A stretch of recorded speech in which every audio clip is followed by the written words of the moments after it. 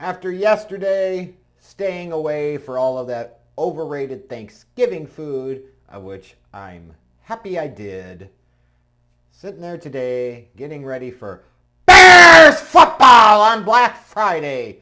So I was kind of like, do I want this game today? Would I rather have it be Sunday? Well, how does this happen? I'm glad it happened when it did, apparently. Holy shit! Holy shit! You talk about a surprise, huh? That's why they play the game. Now, granted, heading into this one, I didn't think this was such an open and shut case of the Eagles are the clearly better 8-3 team. That's why I took the Bears plus the 7 and laid some good money on that because I felt pretty confident that even if the Eagles were to win, it wasn't going to be by much. Because as much as people might be talking about the Bears being overrated and taking advantage of a weak schedule, even though the Eagles have beaten some quality opponents this year, they also have a look of an overrated team. And they lived up to that billing today. Holy Christ. You know what today felt like, folks? Where other games this season, it's felt like we're partying like it's 2001 and it's Dick Duran. This felt like 2005, 2006. Lovie Smith's in charge of the defense, and they're making big plays. They're forcing turnovers. And Rex Grossman is laying turds all over the field, and yet the Bears still find a way to win a game. That's what today felt like. So they found a whole new way to win today. And what's wild about this, I don't even know how to really react, is the Bears were in control of this game pretty much throughout. Like, honestly, the final score is not indicative of how much the Bears beat that ass in Philly tonight. That's not hyperbole. That's not me just being a fanboy. That's fucking fact. I think even Eagles fans would sit there and acknowledge they got their shit rocked the hell of what the final score says. That's stunning. Absolutely stunning. Could you imagine Bears fans if they heard the Bears getting booed in their home stadium like that as an 8-3 team? They'd be crying, pissing, moaning, and bitching about Eagles fans merciless from start of game because they knew they were in for a dog shit performance and they could sense it and they could feel it. And coming off of last week's collapse against the Cowboys, they didn't collapse here. They just didn't really show up. Like, what more can you say? And yet, when we talk about the Bears, it was great to have Jalen Johnson and Kyler Gordon back. Certainly that had to help the defense. Their defense, missing all three of their starting linebackers, was solid. Were they spectacular? No. But did they make big stops when they needed to? Did they force a couple of turnovers when they really needed to? You goddamn right they did. They did enough. They did their job. As far as the offense, the Bears' offensive line in the running game just manhandled the Eagles' front for all game long. Point blank, period.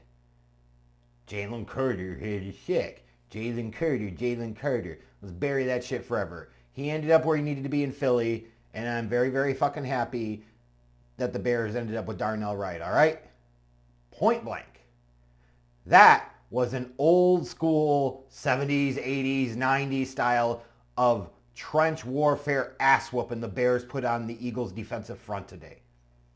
For the Bears to have two 100-plus yard runners for the first time since 1985 when Sweetness and Matt Suhey wore the Matt Suhey reference, right?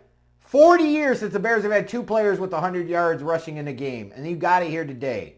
Kyle Monangai, 22 carries, 130 yards rushing and a touchdown.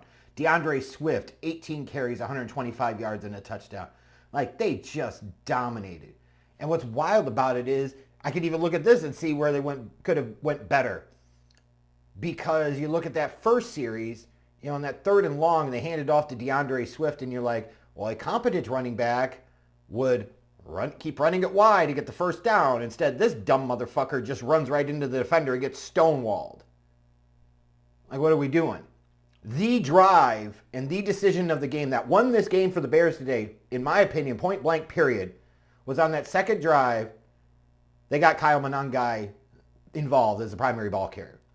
It changed everything. It opened everything up. And that's when the Bears went down the field and scored a touchdown. And at the end of the first quarter, they're up 7-0. And you're like, oh, okay. They're here to play. But they have started well in other games this year and found a way to make it interesting and found a way to have to come back. And we didn't have to do any of that shit today. They did not at all. The running game was incredible. And I promise you, like, Bears fans can see it and they know it and they can sense it. Kyle Monangai needs to be the bell cow. And DeAndre Swift needs to be the complimentary back. And the quicker Ben Johnson figures that out, the better off things are going to be for this Bears offense. And this is going to take them to another level. And you saw a bit of that today. Now, you had 40 carries between your top two backs. That's fantastic in this situation because the Eagles couldn't fucking stop it. So in a bubble, in one game, the Eagles are showing you can't stop it. Then you have to exploit the matchups. Damn, anything else be damned. But the passing game sucked today. Stop calling fucking screen passes, Ben Johnson! Like that pick by Caleb on the screen.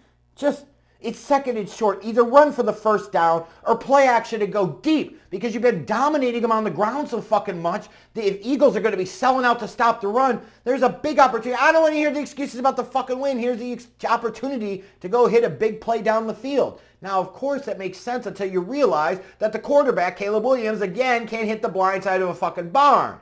Or when he does, and you got receivers fucking falling down. It's like, if it's not one thing, it's a fucking another, and they got to figure this shit out. 17 of 36. I dispute whether he was even that accurate. I mean, this is not good. This is not okay. It's not acceptable. And Bears fans need to stop making fucking excuses for it.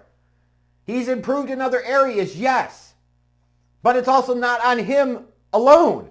Like you can look at the misconnection to Rome in the end zone and say, well, that's on Caleb. It was not a great throw. I would also argue Rome lost his footing, should have been able to work back to the ball. But I would also say in that situation, Rome's got one-on-one coverage. Why is he not the fucking primary option outside? Caleb shouldn't have to be going through all of his progressions and then making an adjustment. He should be reading Rome right away, and as soon as Rome hits the break to the outside, to the pylon, the ball should be fucking on him. Like, this is the type of shit that's got to get better. I applaud Ben Johnson today for understanding what was really working and continuing to go with it. But some of the play calling in the passing game was absolute dog shit. Caleb Williams' performance overall in this game was dog shit. Now, you're going to have people point out, rightfully so, that in the fourth quarter, Caleb made a couple of big plays with his arm. A beautiful touchdown throw to freaking Cole Kmet. That was awesome. That's the type of stuff you say. That's why you take the kid number one overall. The third down run late in the game to keep the drive alive and run more clock.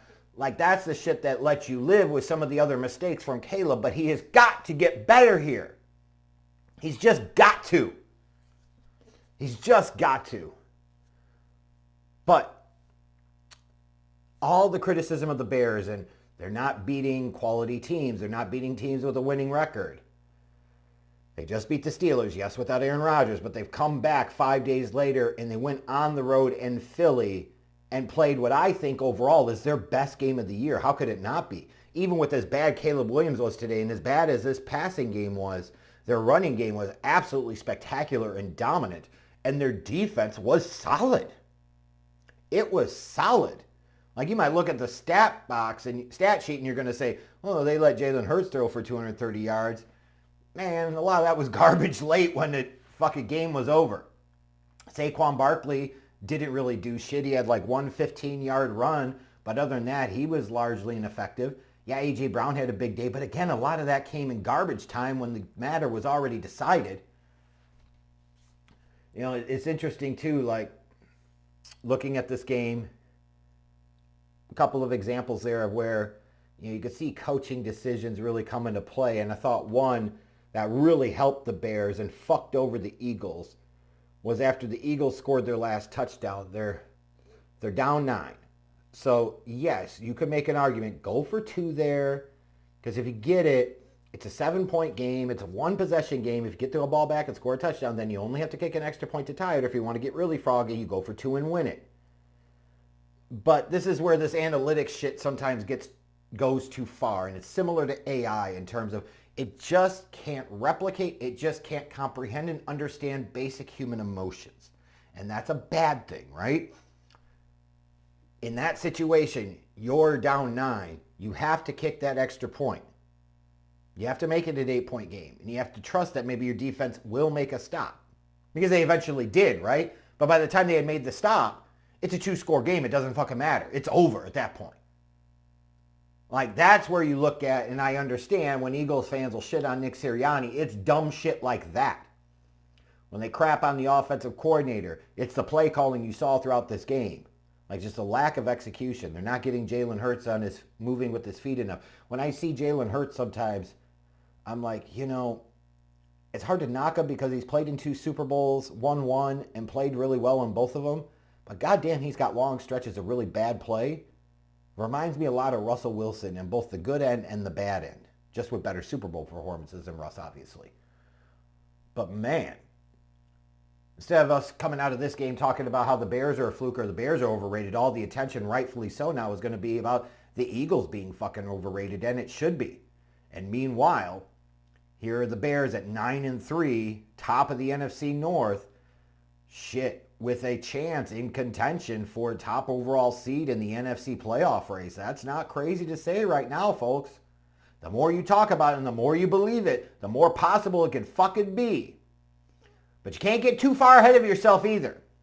There's only one thing that matters now. The Bears got the win today. They are 9-3. Do they still doubt them is the question. But who gives a fuck? Because it doesn't matter. Bears fans are really bad at this sometimes. They can't shut out all the noise. Who gives a fuck? The team is goddamn 9-3. And yet still have lots of areas to improve on, which is absolutely wild to me. But what matters most is what's next. And some fucking cheeseheads. That's where the attention needs to be for the next 9 days. Is this team getting ready? And thankfully, they've got more time to get ready. Now it's time for them to go and establish dominance and go actually do what polls said they once would. Take the NFC North and never give it back. Well, here's your chance next week to take a strong hold of the NFC North. Beat them fucking fudge-packing cheeseheads from Brown Bay, damn it! Is that too much to ask? Shit, at this point, I don't even care if you want to play Lovie Smith, sexy Rexy ball, beat the Packers. Bears football! At least fucking beat the Packers. I would hope that your passing game would be a little bit better. I'm just saying. But man, it feels good, Bears fans. And now that the game happened here on a Friday, you can enjoy the rest of the weekend and watch other football. And you got a whole extra bit of time to talk shit about Brown Bay. And get ready for this next game against the Packers because, boy, it's going to be a doozy.